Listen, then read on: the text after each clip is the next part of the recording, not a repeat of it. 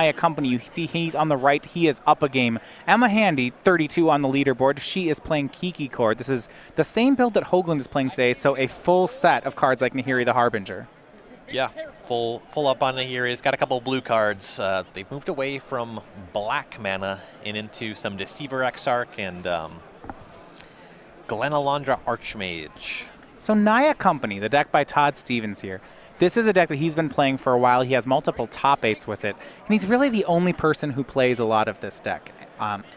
It is really what I guess you'd expect out of a Naya deck. It's very, very efficient creatures without much glitter around them at all. You know, it's this sort of strategy I think has historically not been good in Modern. Because it's very fair, you know. Yeah. I'll talk about the combo decks that I like to play and say, like, I'm not scared of Naya Company, you know. There's a lot of decks doing really degenerate things that don't mind about it. But then you get these decks like Kiki Court that aren't completely broken, and Emma's not going to be able to go toe-to-toe with Todd's creatures here. They're going to be too large. Right. So one spot in particular where I feel the Naya Company could be disadvantaged in Modern, if Abzan Company was a very big deck, if you have 2 Collected Company decks, one of them has a combo kill, one of them is attacking with Wild Nacatl and Night of the Reliquary, I would have to imagine that the combo-oriented build would be favored in a matchup like that. Well, not really. So Todd's deck has 4 Lightning Bolts, 4 Path to Exile, and then a Dromoka's Command, and then in the main, sometimes that's enough removal. Just if he kills maybe 1 or 2 relevant pieces, then the 4/4s come in and beat up the rest of the way. Yeah, he has a clock, and you know some games it doesn't take a lot of disruption to stop them from comboing, and if they're not comboing, their creatures are not very exciting. Yeah, you would think, you know, you talk about it on paper and you say, yeah, this would have a tough time against Abzan Company, but you find yourself doing that in every matchup, saying like, man, this seems bad against just about everything. But then Todd's results, you know, 6th on the leaderboard right now. They really do speak for themselves. Yeah. True enough.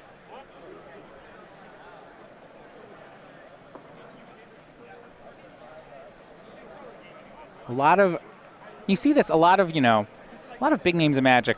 When I think of these like mid-rangey Naya decks, you know, you'll see like your Brian Kiblers or Ben Rubins playing these style of decks. Todd Stevens really in that same vein.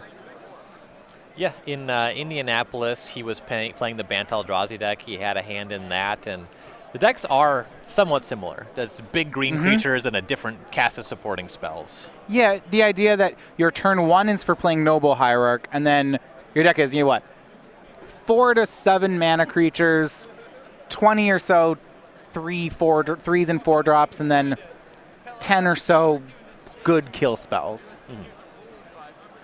And a Kessig Wolf run. So for Todd, he's on the draw. Emma starts out on Hallowed Fountain. Todd, it's Noble Hierarch. Emma's first play on turn 2 will be Wall of Omens. She'll draw a card. Noble Hierarch's so good in these Naya-style decks, though. Especially in these green creature mirrors. Being the player with the Hierarch just sets you apart. It's like playing Cube and being the person that draws Mox Emerald.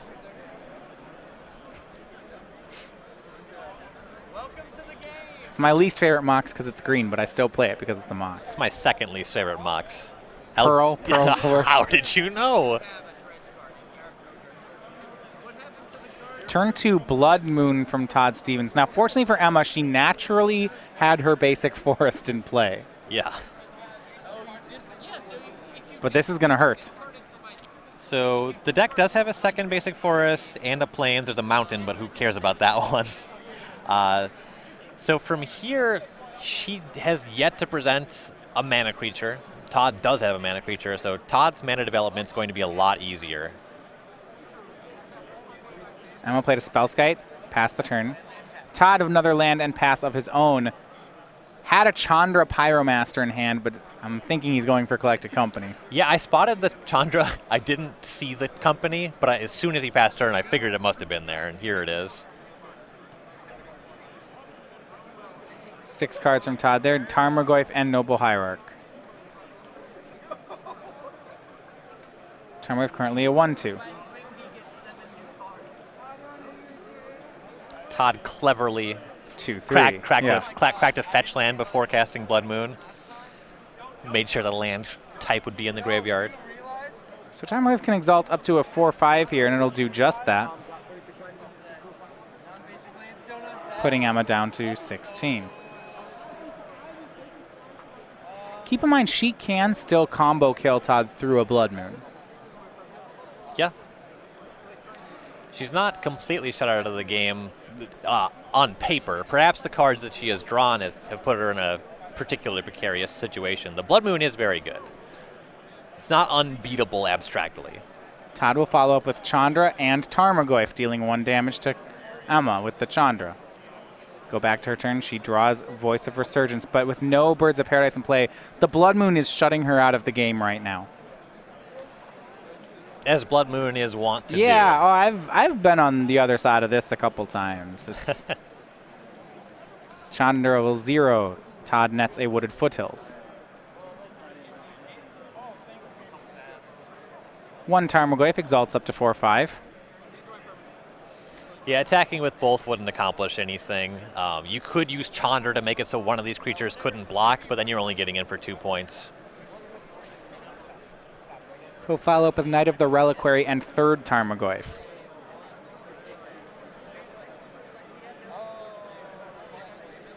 And pass.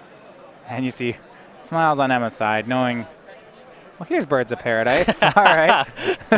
What do you think about that, Todd?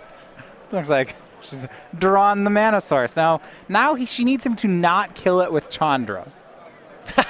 Which a tall order. He sees the play, however. He's so sharp. Redirects to Spellskite. All right, Emma goes to 9. And so now the Spellskite can't block this turn. Yeah, there wasn't a yes. Spellskite can't block. Todd he pushes says, that one Get back. out of here. Fool me once. Shame on you.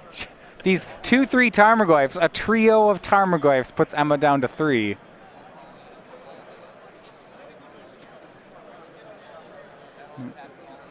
Voice of Resurgence. Okay, correction was put to 2. There was a Chandra resolution. It's not a mistrigger because Todd successfully remembered that Spellskite couldn't block, so they have to award him the damage. If Emma suspends Greater Gargadon and casts Balance on this turn, sacrificing all of her permanents in response. The Chandra's still in play, right? Right. Then she's just dead to Elemental Token Chandra. Yeah. So it doesn't work. Okay, I'm out of ideas. All right.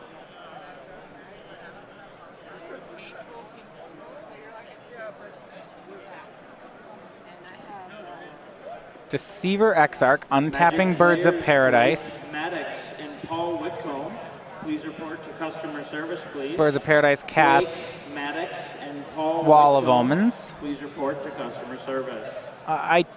Emma passes, but I believe she's dead on the board here. There's 5 attackers, 4 blockers, and she's at 2. Right. And there's also 1 fewer blocker given the Chandra. Right.